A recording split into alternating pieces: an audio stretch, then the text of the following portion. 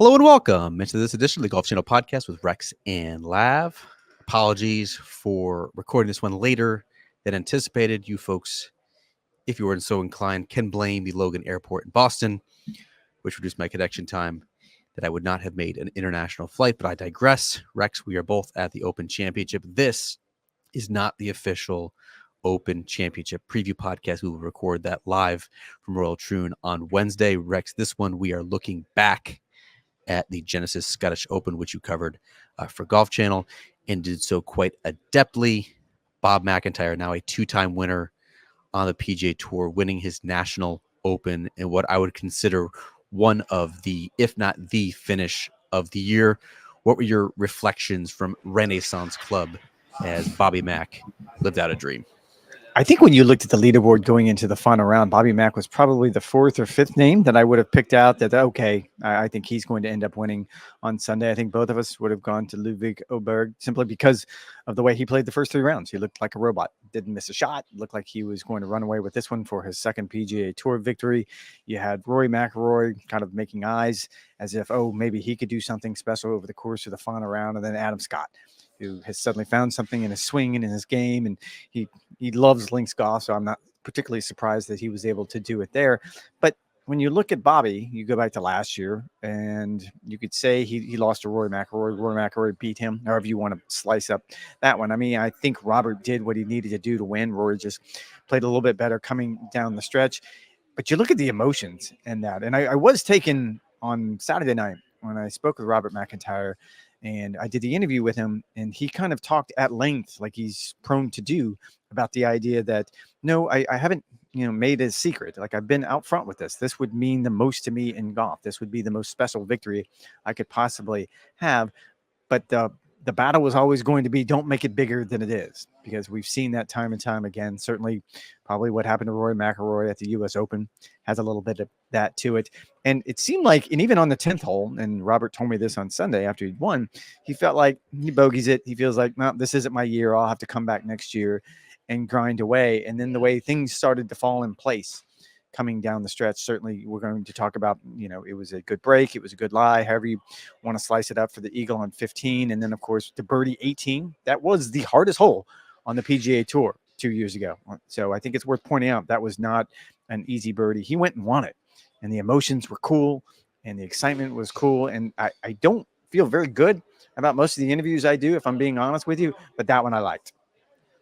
This is certainly, Rex, isn't it, a player who's coming into his own now? I mean, he's 27 years old.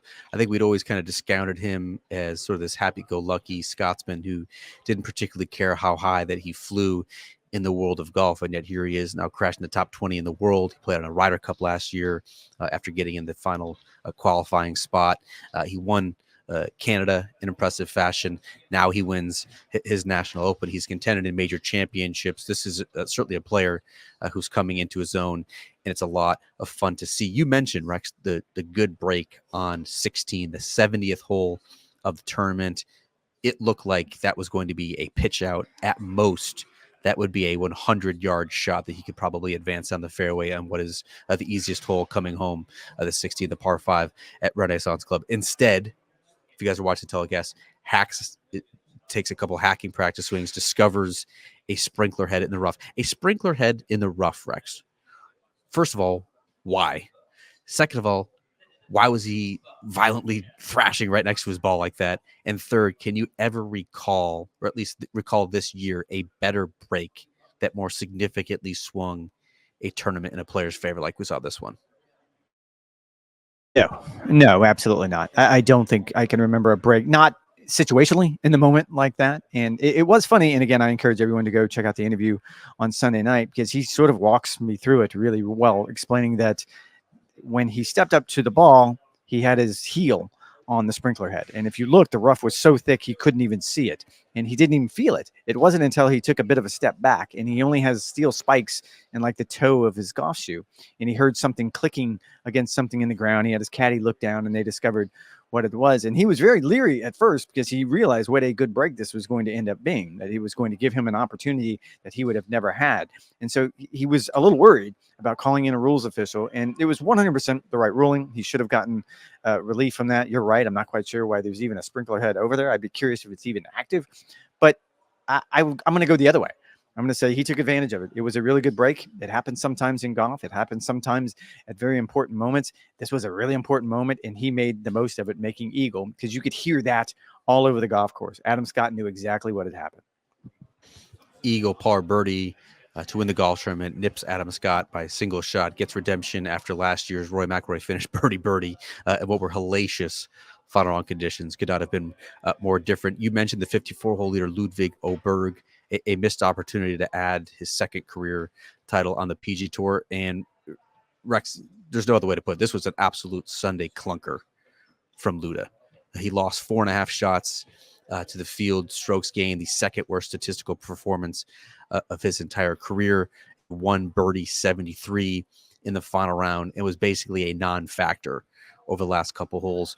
Were you surprised the fact that Oberg could not get it done?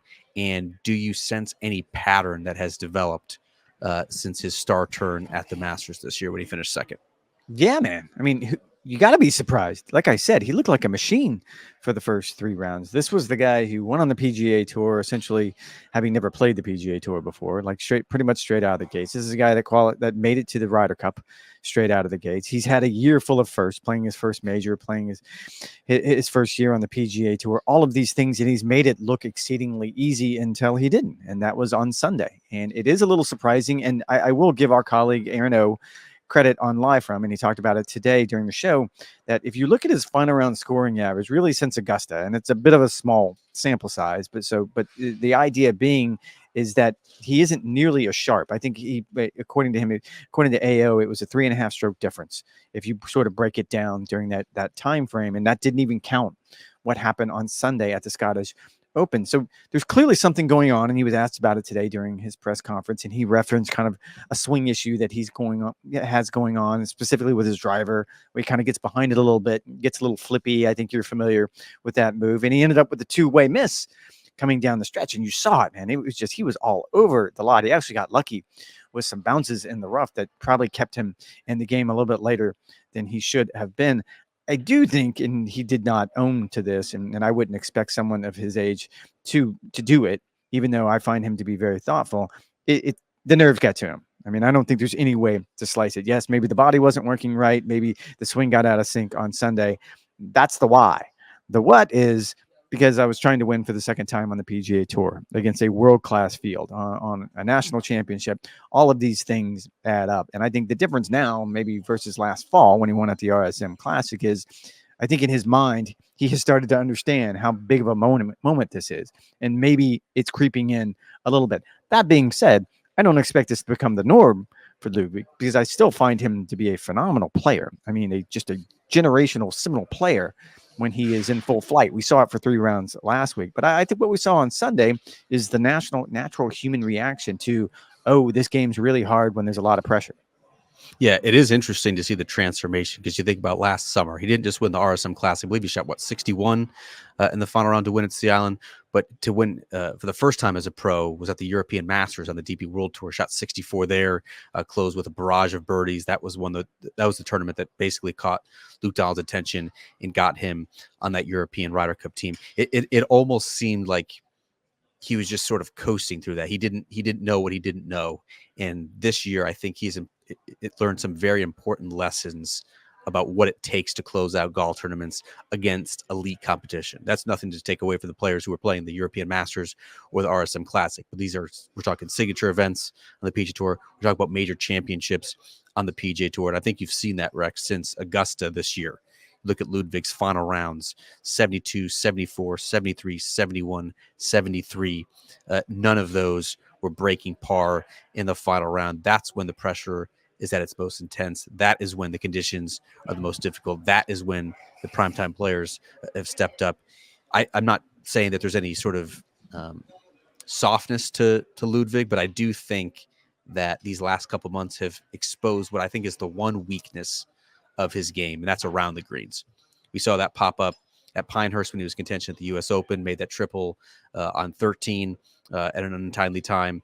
We saw it on Sunday when he did not strike the ball his best, but he was unable to really scramble his way to pars with just 3 or 7 scrambling in that final round. That's the one thing to me that seems to pop up again and again when it comes to Ludvig, and I think points to his inability. He can get that sharpened over time. He's not a fully formed professional golfer, but I think it speaks to just how highly we all think of him, that people are like, why aren't you winning more? And he's yet, 54 weeks into his pro career at this point?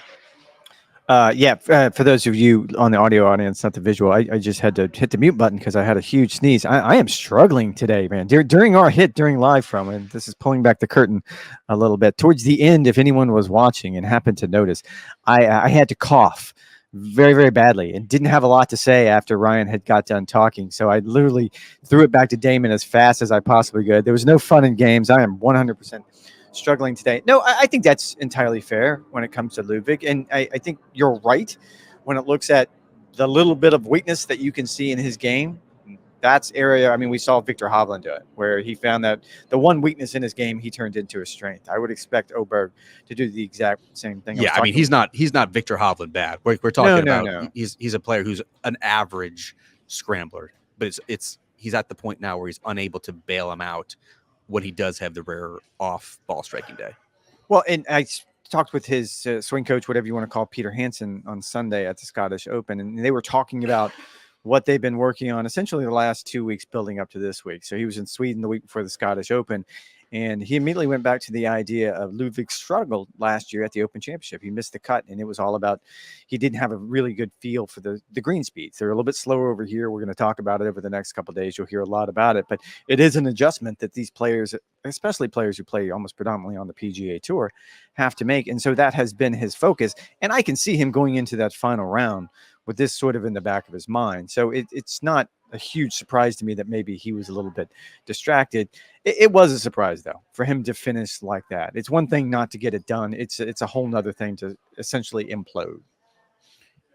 Rex, how about the other headliner of the week? That was Rory McIlroy, tied for 4th. It will look good on Wikipedia, but those who watch the golf tournament know that he did not significantly factor in the proceedings. And yet, it was still another high finish, still finished a couple of shots shy of Robert McIntyre. This was the first time we'd seen Rory since the U.S. Open collapse. We talked about his pre-tournament press conference in the Wednesday podcast, but what did you make of what you saw and perhaps even more importantly, what you heard from Rory last week as we now spin it ahead to the Open Championship?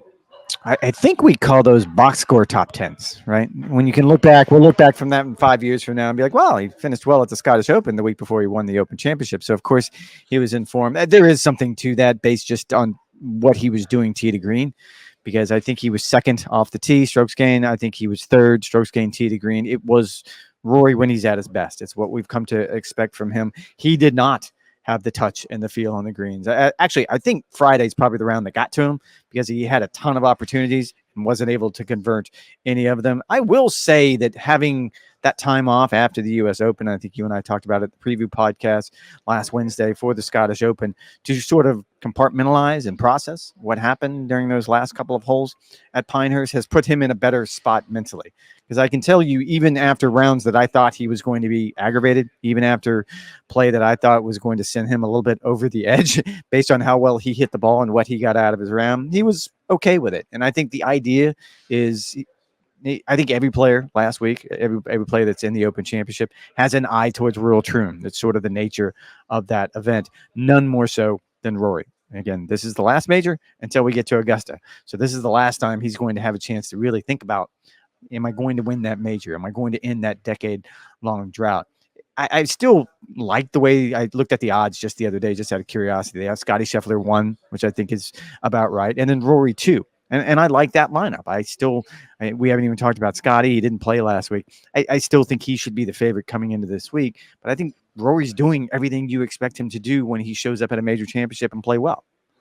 Last I saw, Scotty was like 5-1, Rory 8-1. I actually think Ludvig Aberg was third at 12-1. With Xander Schauffele coming in at 14-1. All of that makes a lot of sense to me. I think this was the ideal tune-up if you're Rory McIlroy. It reminded me a lot of how he played at the RBC Canadian Open as well, where yes, it looks good after the fact. He had a top 5 finish in Canada as well, and then parlayed that into what he did at the U.S. Open. But this was another week in which he led the field in strokes gained tee to green. And if you look at his putting, it wasn't anything that was necessarily mechanical. It wasn't like that yippee stroke that we saw on the 70th hole at Pinehurst that cost him the U.S. Open. This was predominantly because of speed and potentially some misreads because he had misjudged the speed as well. That is something that could be cleaned up much easier than sort of fine-tuning a stroke under pressure.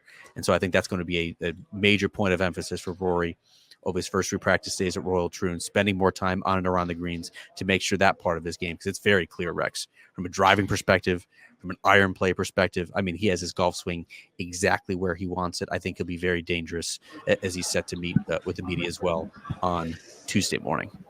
And I think there's something to be said for, and we'll talk about it in the preview podcast about the conditions here. But I mean, we're expecting it's already green and lush. It's much more green and lush than I think we've come to expect from an Open. So it'll be a green Open Championship that you watch back home in the United States on TV. But that's going to lend itself to a little bit more of Rory's game. Whereas you put him in a situation where Hoylake a few years ago, where it was kind of brown and bouncy, that puts an element of luck into it, where he can't hit a good drive that ends up in a bad place. This is going to be more reminiscent of what we see on the PGA Tour, where you will have some run out more so than what you expect week in and week out, but it won't be those hard, fast conditions.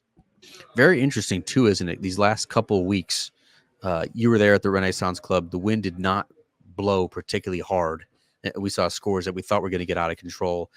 Pretty benign as well here on Monday. Tuesday and Wednesday is not supposed to be particularly blustery as well. I do think we're supposed to get some weather coming in Thursday, Friday. I mean, this is the Open Championship, Rex. We want wet. We want windy. I think players would much prefer wet. You want chaos is what you want. Yes. You want chaos. We don't want chaos to the point that you get a fluky winner. That is not what we want. We just want them to be tested in a way that they don't typically see on the PGA Tour. I think that's what I'm hoping for this week. What have been, as we look ahead to our Wednesday preview podcast, Rex, what have been your initial impressions of the golf course so far? What are players telling you? I got in about midday today and walked a couple holes as well. You've been here for a couple hours longer. What are your early impressions? How are you? I meant to ask you. You're fresh off an overnight flight from the United States. You have the tie on, you have the suit on. You look good. I thought you did a good job in our live from Hit. How you feeling? I'm feeling delirious. I've been seeing triple out on the golf course. It was warm earlier. That I'm dehydrated. I'm hungry. The Scottish food strike is upon us here. I'm boycotting the media center once again at the Open Championship. No, I'm not doing well. I'm not doing well, to be honest with you, at all. I'm looking forward to 8 o'clock when my head hits the pillow, and hopefully you and bunkmate in the neighboring room can keep it down as I try and get a good night's rest. I think we're not going to dinner until 8 o'clock, so you'll have to make a bedtime for later. The golf course is going to play similar to what we've seen in the past. And this was one of the questions that we did on live from today, because we were talking with Pete Cowan, who was Henrik Stenson's swing coach. And we went back to when Henrik Stenson set the Open record, shot the 63 in the final round to beat Phil Mickelson. And we asked him specifically, is it going to be another low scoring week? And he completely dismissed the idea based on, I think, what you said on live from that those two players that particular week were having an out of body experience. And I'm not saying that there's not players in this field who aren't capable of that. I mean, someone named Richard Mansell shot a 61 yesterday at the Scottish Open. So you can get on a roll. And if we don't get those conditions that you just talked about on Thursday and Friday, they will be able to take advantage of it. But I just think this particular golf course, with the conditions that are forecast, I don't see the low scoring either, but it will be interesting. And they talked about this today on live from. There is such a difference between it's an out and back routing, like most true links courses are. But I think we had our colleague Doug Ferguson coin the phrase, it's short out and long back, which means the front nine is about 300 yards shorter than the back nine, and the prevailing wind is your downwind on the front and into the wind coming home. So you will probably end up seeing something in the low 30s, 31, 30, maybe 32 going out. Coming in, guys will have a hard time holding on to that score. As someone who shot 37-47 the one time I played this golf course, I do feel that split quite intimately. Rex, that's going to do it for this edition of Golf Show Podcast with Rex and the Hab. Of course, we'll be back on Wednesday for a full preview podcast talking all of the players, all of the storylines, the golf course, as well as we look forward to the opening round of the Open Championship. And do not forget, of course, we'll be doing mini pods after each and every tournament round here at Royal Troon. Always look forward to that. Love bringing that to you guys. In the meantime, NBCSports.com/golf for our latest news, notes, and updates. We'll be back in a couple days. Enjoy your start to Open Championship week.